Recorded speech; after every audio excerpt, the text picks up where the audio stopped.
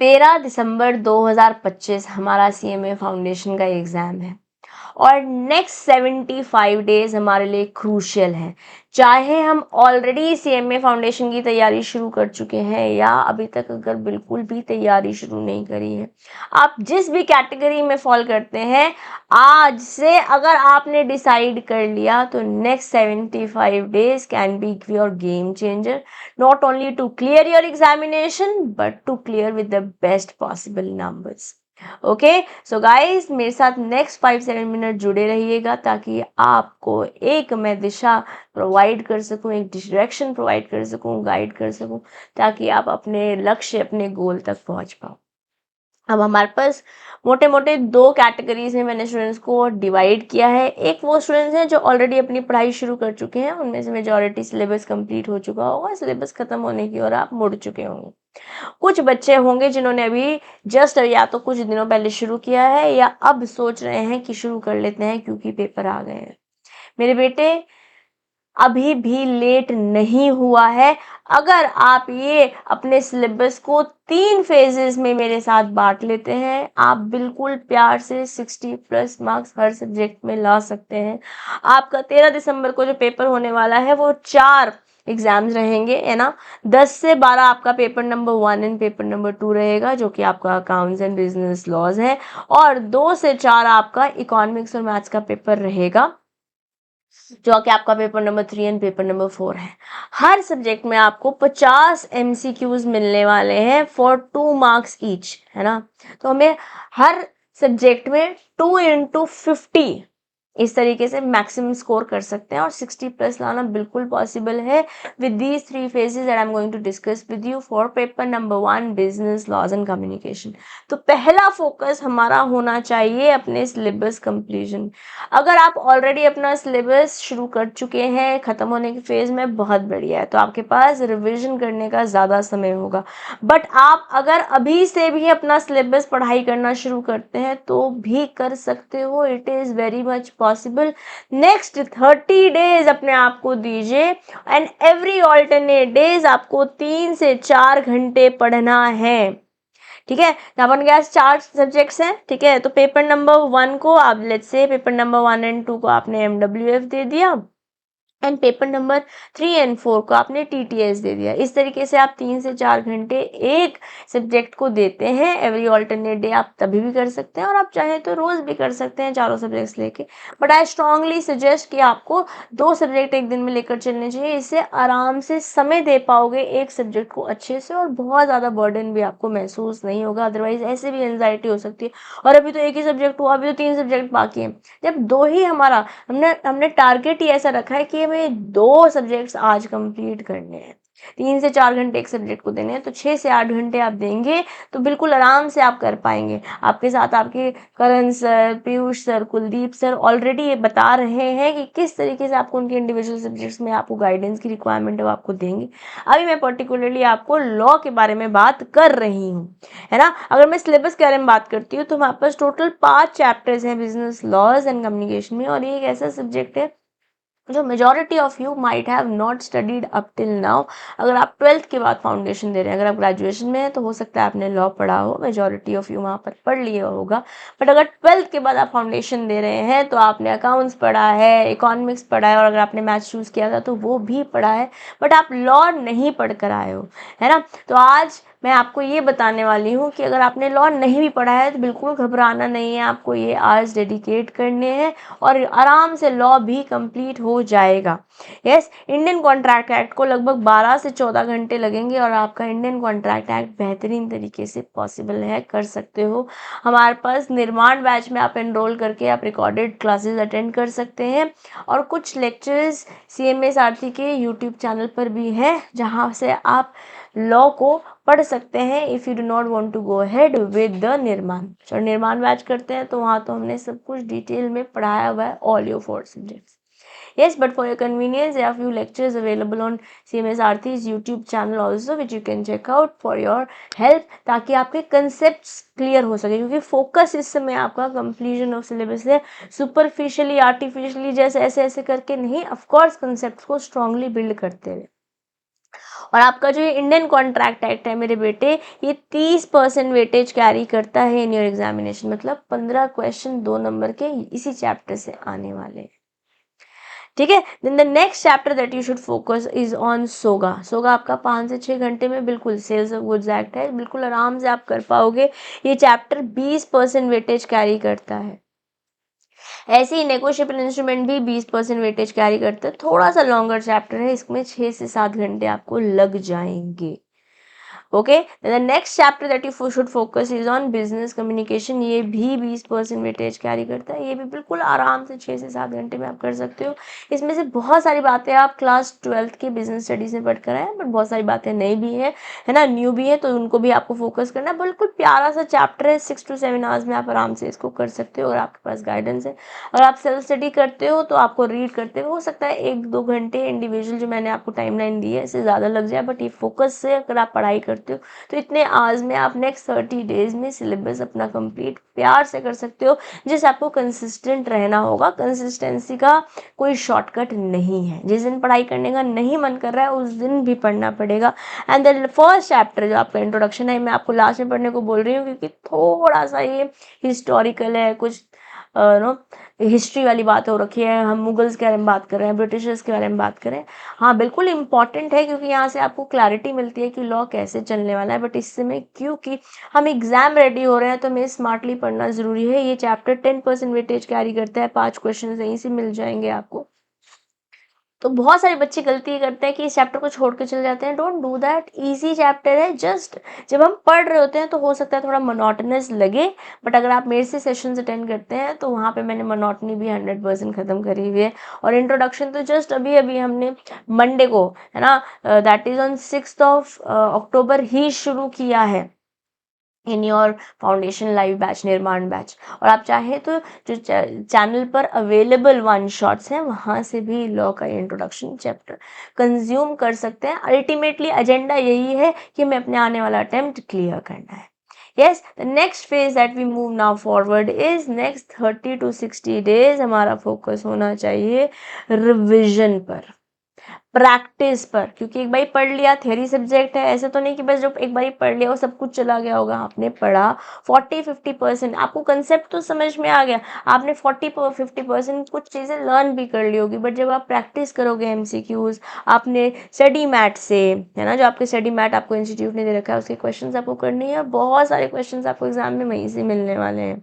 ठीक है, previous year के क्वेश्चन पेपर्स आपको हमारे वेबसाइट पर, ICMAI की वेबसाइट पर जाएंगे इंस्टीट्यूट की, वहाँ पर आपको प्रीवियस ईयर के अटेम्प्ट्स के लास्ट 2 अटेम्प्ट्स के पेपर आराम से मिलेंगे। उनको आपको गो थ्रू करना है ताकि आपको क्लैरिटी मिले कि अच्छा इस तरह के क्वेश्चंस बनते हैं, है ना। क्योंकि अगर एग्जाम में बस आप पढ़कर चले गए और एग्जाम में जाकर आपको लगता है कि बस हम कर लेंगे, तो हो सकता है कर लो, but why don't you want to increase your probability? Why don't you want to increase your chances to not only clear your CMA foundation in one go but also get better good marks? क्योंकि जो ये chapters मैंने आपको बताए apart from business communication, ये सारे chapters आपको अपने इंटर में भी मिलने वाले हैं। इंट्रोडक्शन इस तरीके से नहीं है आपका इंटर में, बट थोड़ा सा एंगल यहाँ से भी लिया जाता है। बट ये तो 30%, 20% और 20% होगा NI एक्ट और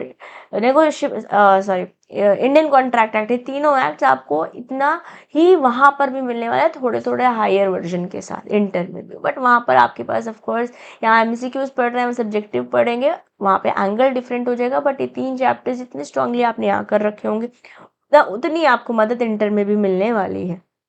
प्लस रीसेंट MQPs हमारे इंस्टीट्यूट की वेबसाइट पे आते हैं, है ना, model test papers, model question papers आते हैं जो मैं 100% करने ही है। क्योंकि बहुत बार ऐसा ऑब्जर्व किया है कि सिमिलर पैटर्न पे हमको क्वेश्चंस एग्जाम में दिखते हैं, and even if it is not same questions और similar questions that are come in your examination, at least आपका ब्रेन ट्रेन होगा कि अच्छा ऐसे क्वेश्चंस बनेंगे, ऐसे मुझे सोचना है, मैं इतने समय में क्वेश्चन कंप्लीट कर पा रहा हूँ। क्योंकि हमारे पास समय उतना ही होगा, है ना, 10 से 12 ही मिलेगा हमको paper number 1 and paper number 2 clear करने के लिए। तो हम जितना अपने आप को अच्छे से रेडी करेंगे through not only building our concepts but also practicing, but also revising, then only will be able to clear our examination और बेहतरीन हम झंडा लहरा देंगे।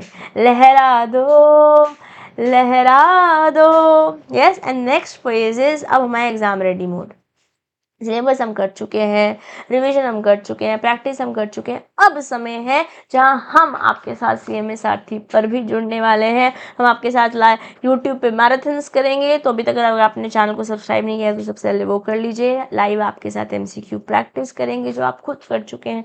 अब उसके बेटर और हायर वर्जन क्वेश्चन जो एग्जाम में आपको मिल सकते हैं, बहुत बार सिमिलर क्वेश्चन हमारे को एग्जाम में देखने को मिले हैं। आप पीछे की वीडियोज अटेंड करके उठा के दीजिए, देखिए बहुत बच्चों ने मतलब बोल रखा है एग्जैक्ट कॉपी पेस्ट क्वेश्चंस हमारे एग्जाम में उनको दिखाई दिए हैं। तो ये लाइव सेशंस आपको मदद करेंगे, बट ये तब आप अच्छे से कर पाओगे जब आपने कंसेप्ट्स बिल्ड कर रखे होंगे, जब आपने खुद ने एक बार रिविजन कर रखा होगा, खुद ने एक बार एमसीक्यूज प्रैक्टिस कर रखे होंगे। तो ये वाला एमसीक्यू सेशन आपको ज़्यादा बेहतर तरीके से हेल्प करेगा। प्लस आपके जो इंपॉर्टेंट सेक्शंस है, लॉ है, सेक्शंस आते हैं इंडियन कॉन्ट्रैक्ट एक्ट में, सोगा में, नेगोशिएबल इंस्ट्रूमेंट एक्ट में आपका सेक्शंस भी हैं, कुछ इंपॉर्टेंट केस लॉज भी हैं, जिसके लिए मैंने डेडिकेटेड आपके लिए कंटेंट बनाया हुआ है जो आप कंज्यूम कर सकते हैं from by joining the Telegram channel. आप ऑफिशियल सीएमए सारथी का ऑफिशियल टेलीग्राम चैनल तो ज्वाइन कर सकते हैं। पर्टिकुलरली लॉ के लिए लॉ बाय सीएमए दिशा दुआ टेलीग्राम ग्रुप भी आप ज्वाइन कर सकते हैं, जहाँ 2 वे कम्युनिकेशन पॉसिबल है। आप अपने क्वेश्चंस मेरे से पूछ सकते हैं, मैं आपको हेल्प करूंगी to resolve your questions also, and I put a lot of content for you जो आपको हेल्प करेगा to reach your destination, to reach your goal. ठीक है, तो मेरे बेटे अच्छे से पढ़ाई करते हैं, लॉ पे अपना स्ट्रॉन्ग कमांड बनाते हैं और अपना सीएमए फाउंडेशन क्लियर करते हैं। Next 75 days you are sorted. हमने फर्स्ट 30 डेज में पढ़ाई करी, नेक्स्ट 30 डेज में रिविजन और प्रैक्टिस किया, फिर नेक्स्ट 15 डेज हमारा एग्जाम रेडी मोड ही है और अपना एग्जाम फिर हम देकर आएंगे और एग्जाम क्लियर कर लेंगे। ओके, अब बाकी सारे स्ट्रैटेजीज, बाकी सारे इंडिविजुअल सब्जेक्ट्स के साथ आपके इंडिविजुअल टीचर्स भी जुड़ने वाले हैं, तो बने रहिए मेरे साथ। 75 डेज बचे हैं, 75 दिन आपके सीएमए फाउंडेशन के एग्जाम में। और बहुत सारे बच्चों ने बोला कि सर इन 75 डेज में अपना सिलेबस कैसे कंप्लीट करें, मेरा इतना सिलेबस हुआ है, मेरा इतना रिवीजन हो गया है, मैं कैसे 75 डेज के अंदर अपना सिलेबस कंप्लीट करके सीएमए फाउंडेशन एग्जाम्स के लिए 100% फुली पावर पैक्ड तरीके से रेडी हो जाऊं। तो दोस्त, अगर आपका सिलेबस कंप्लीट नहीं भी हुआ या हो भी गया है, ये वीडियो आपके लिए है। चारों सब्जेक्ट की स्ट्रेटजी इसमें आपको मिलेगी। और हां, जो पेपर नंबर आपका फाइनेंशियल एंड कॉस्ट अकाउंटिंग है, इसमें आपको 75 दिन के अंदर कैसे अपना सिलेबस कंप्लीट करके रिवाइज करके फुली पावर पैक तरीके से रेडी हो जाना है, इस वीडियो में आपको पता लगेगा। तो पहले फेज पे आपको लेके चलता हूं। 75 दिन में से जो पहले 1 से लेकर 45 दिन में आपको क्या करना है, अपना सिलेबस कंप्लीट करना है। आपको यहां पे 4 ही बातों का ध्यान रखना है। पहला, आपको 100% कॉन्सेप्ट कंप्लीट करने हैं।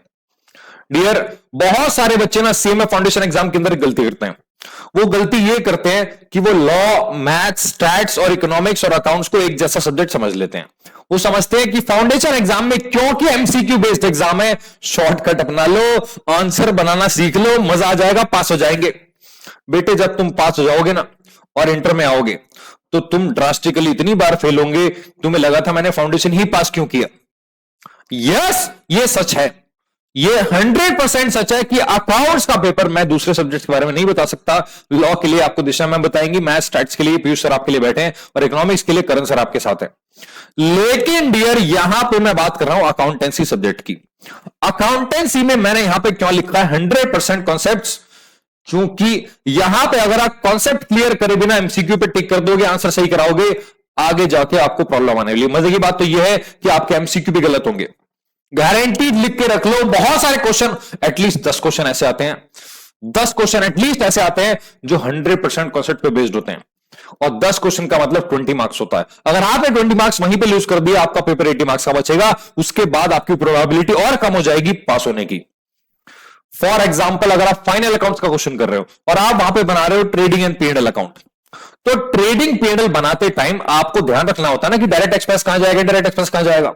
अगर आप full fledged question, concept based question practice नहीं करोगे, तो एग्जाम में अगर उसने डायरेक्टली कुछ पेन पॉइंट वाला क्वेश्चन पूछ लिया तो डियर वहीं तो तोड़ जाएंगे हमारे। सेम वे में rectification of errors, cost accounting, cost sheet के बेसिक कॉन्सेप्ट्स आते हैं। तो अगर आपको नहीं पता कौन सी कॉस्ट कहां जाती है, प्राइम कॉस्ट के अंदर क्या होता है, आपकी फैक्ट्री कॉस्ट के अंदर क्या होता है, वर्क और आपके ऑफिस कॉस्ट के अंदर क्या होता है, तो आप नहीं एमसीक्यू को सॉल्व कर पाएंगे और आगे जाके definitely you will be a failure. I am sorry, I am saying it bluntly, but ये ऐसा ही होगा और होता भी है, एक्सपीरियंस करता आ रहा हूं मैं बच्चों को। तो अपने 100% कॉन्सेप्ट पे ध्यान देना। नहीं कॉन्सेप्ट क्लियर हो रहा है तो कुछ भी रिवीजन जाके देखो, यूट्यूब पे देखो, कुछ भी हमसे पूछ लो कि आपका कॉन्सेप्ट कैसे क्लियर होगा। ठीक है, तो यहां पे 100% कॉन्सेप्ट आपको क्लियर करना है और उसके बाद कॉन्सेप्ट बेस्ड क्वेश्चन भी प्रैक्टिस करने हैं। नहीं करोगे फिर से वही प्रॉब्लम आएगी। दोनों चीजें कनेक्टेड है। इसके बाद आपको क्या करना है, जब आपने कॉन्सेप्ट क्लियर कर लिया, अब आप अपने मॉड्यूल के चैप्टर खत्म करने के बाद एमसीक्यू सॉल्व कर सकते हो। अब आपके दिमाग में क्वेश्चन आएगा, सर हम ये सारी चीजें करेंगे कैसे 1 to 45 डेज में? डियर, आपको एटलीस्ट 3 घंटे की पढ़ाई करनी है और वो भी ऑल्टरनेट डे पे। सर क्या बोल दिया आपने? अरे लल्लू लाल, आपके पास 4 सब्जेक्ट्स हैं। अगर मैं आपको बोलूंगा 10 घंटे अकाउंट्स पढ़ो, वो भी 6 के 6 दिन, बाकी सब्जेक्ट्स में टाइम कैसे दोगे? तो आपको क्या करना है, 3 घंटे दिन में देने हैं और वो भी ऑल्टरनेट डेज। फॉर एग्जाम्पल, आपने एमडब्ल्यूएफ में पकड़ लिए 2 सब्जेक्ट, जैसे कि आपका अकाउंट्स और लॉ। ठीक है, तो अकाउंट्स और लॉ आपने एमडब्ल्यूएफ पकड़ लिया। टीटीएस में आप ले जाओ मैथमेटिक्स एंड आपका इकोनॉमिक्स। तो आपको ऑल्टरनेट डे पे 3 घंटे की पढ़ाई करनी है मात्र। और मजे की बात बताऊं, अगर आप ऑल्टरनेट डे पढ़ते हो 45 डेज के अंदर, तो आपको 20 से 22 दिन मिलते हैं। अगर मैं अपनी छुट्टियों को हटा दूं, दिवाली ये फलाना ढिमका, तो 20 डेज की स्टडी इनटू 3 आवर्स 60 घंटे का सिलेबस होता है। और आप ये बात जानते हो, मेरा सिलेबस 110 घंटे के अराउंड है अकाउंट्स का, जो आपके फाउंडेशन के अंदर है। उसमें से बहुत सारे बच्चे 50+% कर चुके हैं, आप भी कर चुके होंगे। तो आपको एक छोटा सा काम करना है, अपने सिलेबस को कंप्लीट करना है एटलीस्ट 3 घंटे एक दिन में पढ़ के। 2 लेक्चर देख लो, 3 लेक्चर देख लो, जैसे फिजिबल है। राइट, तो ये था आपका फेज 1 to 45 डेज का, जहां पे आपको सिलेबस कंप्लीट करने पे, कॉन्सेप्ट क्लियर करने पे और उसके क्वेश्चन प्रैक्टिस करने पे ध्यान लगाना है। 3 घंटे पढ़ाई करनी है, फेज 1।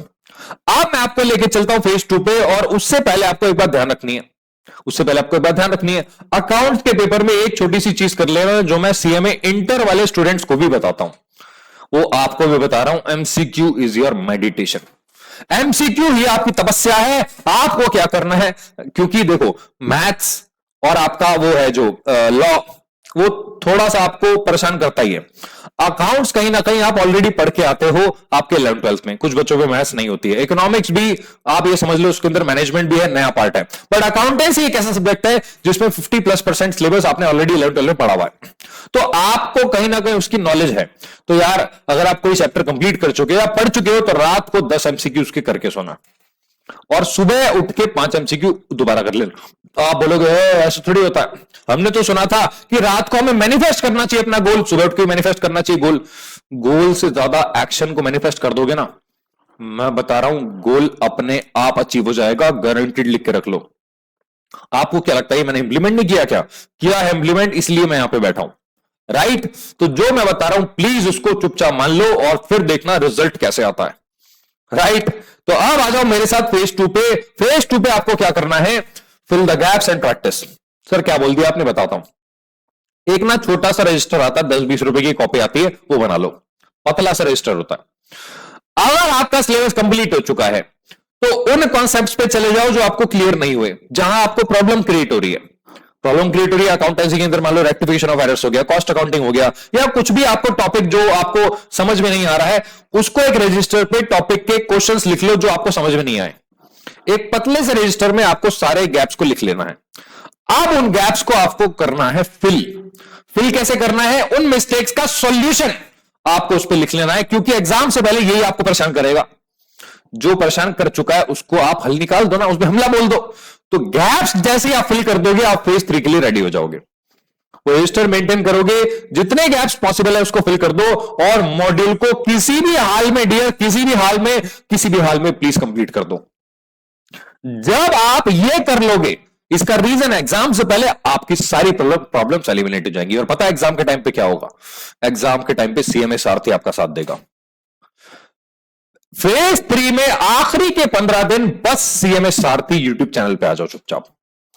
इसी चैनल पे आपको यूट्यूब पे मैराथन मिलेंगे, जिसमें पूरा सिलेबस कंप्लीट होगा सारे सब्जेक्ट्स का, और यहां पे उसके एडिशन में आपको मैं लाइव एमसीक्यू प्रैक्टिस भी करवाऊंगा अकाउंटेंसी के अंदर। ठीक, और आखिरी में डियर, अगर इतना कुछ आपने कर लिया, बस आपको एक काम करना है, हमारा साथ पकड़ के, मतलब हमारा हाथ पकड़ के चलना है। हम आपको हैंड होल्डिंग देंगे एग्जाम्स तक की, और आपके एग्जाम को पास कराने के लिए डियर जितनी मैक्सिमम पॉसिबल मेहनत हो सकती है वो हम आपके लिए करेंगे। उसके बियॉन्ड भी जाएंगे, ये बात आप देखोगे, रियलाइज करोगे। तो अपने आप में विश्वास रखो, क्योंकि आप जानते हो सीएमए सारथी हमेशा आपके साथ है। और ये था आपका अकाउंटेंसी का 3 फेजेस में 1 से लेके 75 दिन तक का, ये समझ लो ये कॉन्ट्रैक्ट है, इस पे साइन कर दो और इसको इंप्लीमेंट करना स्टार्ट कर दो, क्योंकि सीएमए मतलब CMA Sarathi. Hello to all ladies and gentlemen, boys and girls, how are you all? I hope you all are fit and fine. Myself Piyush Pava, your educator of Business Mathematics and Statistics at your CMSRT. My dear students, ये जो last आपके 75 days बचे हैं आपके examination में, उन 75 days को किस तरीके से आप लोग को यूटिलाइज करना है, जिस तरीके से यूटिलाइज करने के बाद आप अपना सीएमए फाउंडेशन का जो ये एग्जाम है उसे फर्स्ट टाइम में ही क्लियर कर सके। तो चलिए एक बार इसके बारे में डिस्कस कर लेते हैं कि क्या स्टेप्स आपको फॉलो करने हैं, कौन कौन से फेजेस में आपको तैयारी करनी है ताकि आपका जो फाइनल एम है वो पूरा हो सके। माय डियर झल्लो, जिगर के चल्लो, सबसे पहली चीज जो आपको समझ के चलनी है, ये 75 डेज नहीं है।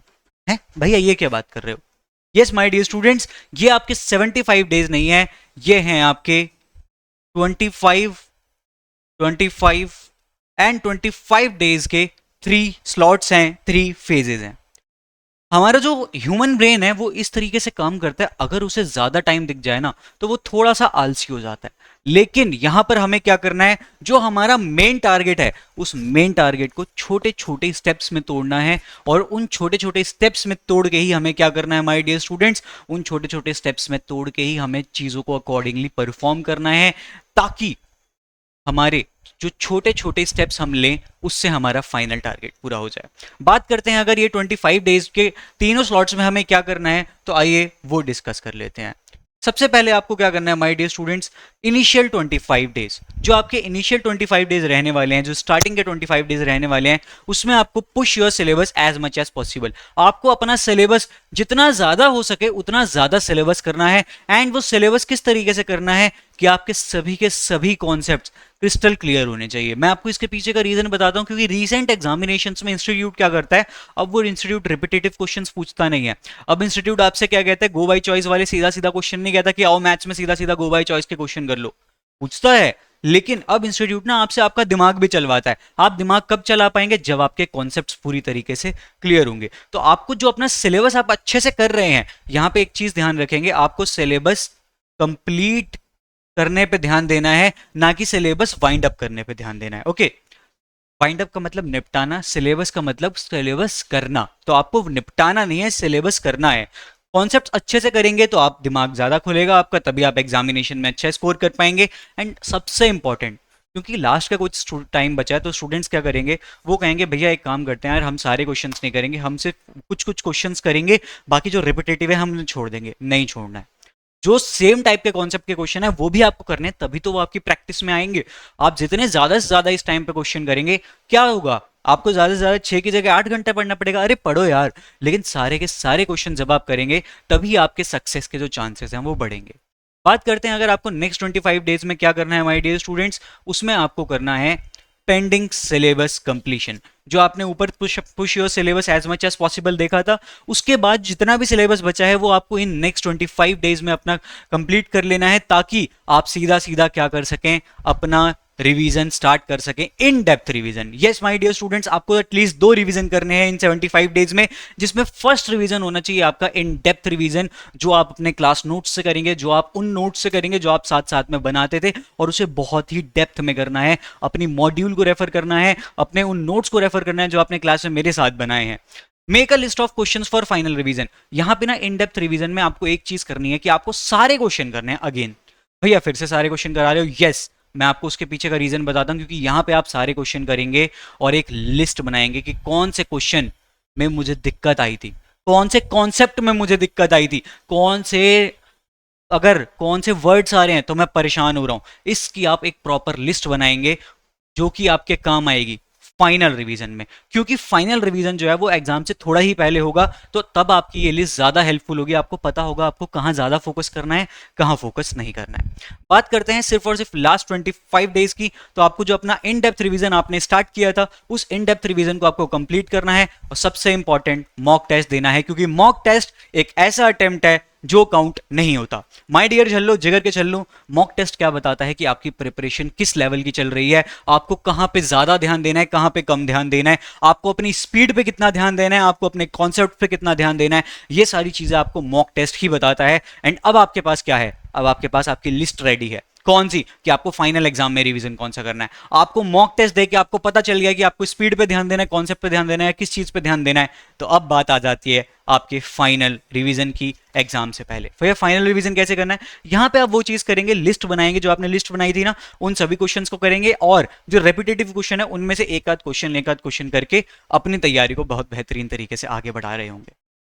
माय डियर झल्लो, जिगर के झल्लो, लास्ट 75 डेज हैं, इन्हें बेहतरीन तरीके से यूटिलाइज कर लो, सीएमए फाउंडेशन क्लियर कर लो, तभी आप अपने अगले पड़ाव पे आ पाओगे। बस 75 डेज का पेन है।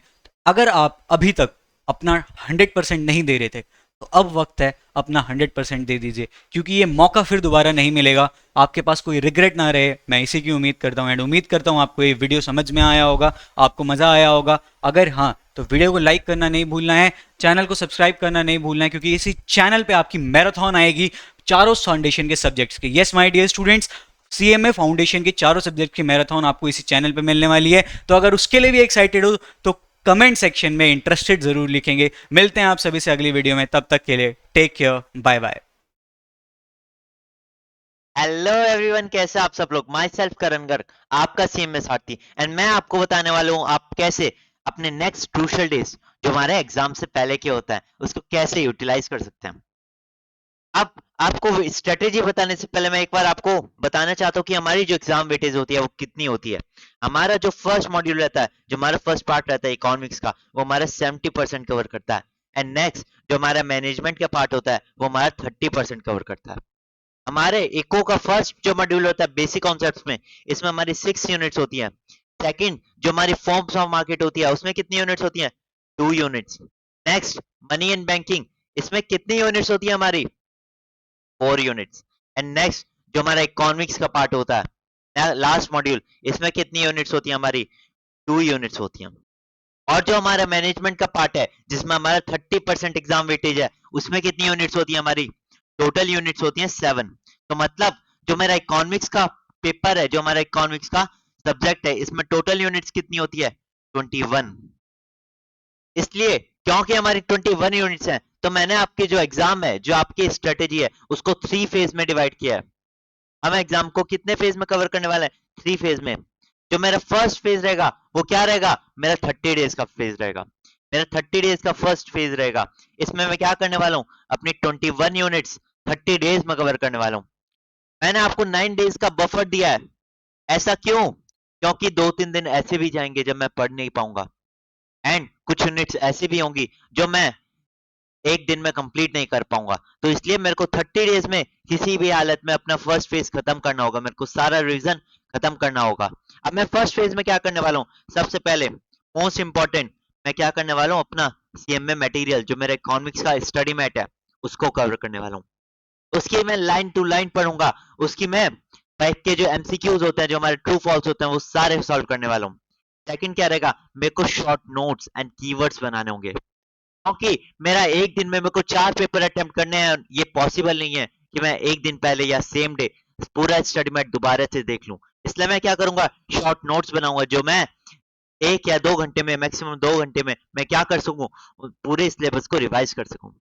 मेरा सेकंड फेज क्या रहेगा, मेरा सेकंड फेज रहेगा 20 डेज का।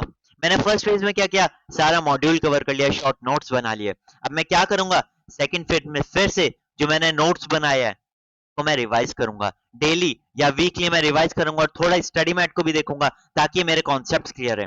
एंड मैं क्या करने वाला हूँ, जो मेरे मॉड्यूल है, जो मेरे आईसीएमआई ने जो हमें एमक्यूपीज प्रोवाइड किया है, मिनिमम 3 अटेम्प्ट्स की एमक्यूपीज मेरे को सॉल्व करनी है। मेरे को यहाँ पे टाइमर लगा के सॉल्व करनी है। मेरे को ऐसे नहीं करना है कि मैं जस्ट एमक्यूपी लेके बैठ गया, उनको सॉल्व कर दिया। मेरे को टाइमर के साथ सॉल्व करनी है। क्योंकि जब दिमाग में प्रेशर रहेगा जब भी हम एग्जाम में जाके एमक्यूपीज हम एग्जाम पेपर सॉल्व कर पाएंगे। मेरा थर्ड फेज क्या रहेगा? थर्ड फेज अब तक मैंने क्या किया, 30 डेज में रिवाइज किया है, फिर 20 डेज में रिवाइज किया है, अब मेरे को वही सब्जेक्ट 15 डेज में रिवाइज करना है। इसमें क्या करना है, जो मैंने शॉर्ट नोट्स बनाए थे मेरे को दोबारा से रिवाइज करना है ताकि मैं उनसे फेमिलियर हो जाऊं। एंड जो मेरे पोस्टल टेस्ट पेपर होते हैं और जो मेरा एमसीक्यू बैंक है मेरे को वो सॉल्व करना है। जो मेरे आईसीएमआई ने प्रोवाइड किया है एमसीक्यू बैंक, मैं वो सॉल्व करने वाला हूँ। अब जाने से पहले मैं आपके साथ तीन कॉमन डाउट्स जो मेरे को बहुत सारे स्टूडेंट्स पूछते हैं वो मैं आपके साथ शेयर करना चाहता हूँ। फर्स्ट डाउट कि सर क्या मैं अपनी 12th की बुक यूज करूं क्या? मेरे 12th में बहुत अच्छे मार्क्स आए थे, मेरे को इकोनॉमिक्स की 12th की बुक्स में से सब आता है, तो क्या मैं अपने सीएमए मॉड्यूल सीएमए एग्जाम्स के लिए 12th रेफर करूं क्या? तो इसके लिए मेरा जवाब रहेगा नहीं। प्लीज आपके नेक्स्ट 70 डेज बहुत क्रूशियल है, खाली स्टडी मेट फॉलो करें, खाली स्टडी मेट के एमसीक्यूज फॉलो करें। 12th की बुक को आप बंद कर दीजिए, उसको साइड में रख दीजिए, प्लीज उसे फॉलो मत करना। नेक्स्ट क्वेश्चन, सर बहुत कम दिन बचे हैं, क्या मैं कुछ टॉपिक स्किप कर दूं क्या? इसका भी मेरे को जवाब रहेगा कि नहीं, आपके पास अभी बहुत एनफ टाइम है। मैंने आपको 3 बार कहा है, आप 3 बार इजिली रिवाइज कर सकते हो। अगर आप मेरा प्लानर यूज करते हो तो आप बहुत आराम से 3 बार रिवाइज कर सकते हो। तो प्लीज, इकोनॉमिक्स एक बहुत ज्यादा स्कोरिंग सब्जेक्ट है, तो इसमें स्किप करके अपने मार्क्स को कम मत करना। एंड लास्ट, सर अभी ना मैंने एक यूनिट कंप्लीट की थी, उसके एमसीक्यू सॉल्व कर रहा था। कुछ एमसीक्यू में मेरे को लगा कि सर एक एमसीक्यू के दो आंसर हैं, ऐसा कैसे हो सकता है? क्या एग्जाम में भी ऐसे ही होगा क्या? तो बेटा ऐसा कभी नहीं होता कि एक एमसीक्यू के दो आंसर हो। ये चीज जब भी पॉसिबल है जब या तो हमारे कॉन्सेप्ट्स क्लियर ना हो या फिर हमारे दिमाग में बहुत ज्यादा प्रेशर हो। अगर आपके भी कॉन्सेप्ट्स क्लियर नहीं है या फिर आपको भी एग्जाम के लिए प्रेशर फील हो रहा है तो आप हमारा निर्माण 2.0 बैच ज्वाइन कर सकते हो। यहाँ पे हम खाली आपको एग्जाम्स के लिए प्रिपेयर नहीं कराएंगे बट आपके कॉन्सेप्ट्स के लिए भी क्लियर कराएंगे ताकि आपको एग्जाम्स में जाके कोई प्रॉब्लम ना आए। एंड अगर आप दिसंबर 25 के स्टूडेंट्स हो तो आपके लिए स्पेशली हमने 40% का डिस्काउंट रखा है ताकि आप अपने फर्स्ट अटेम्प्ट में इजिली क्लियर कर पाओ। तो मिलते हैं अपनी नेक्स्ट वीडियो में, तब तक पढ़ते रहिए,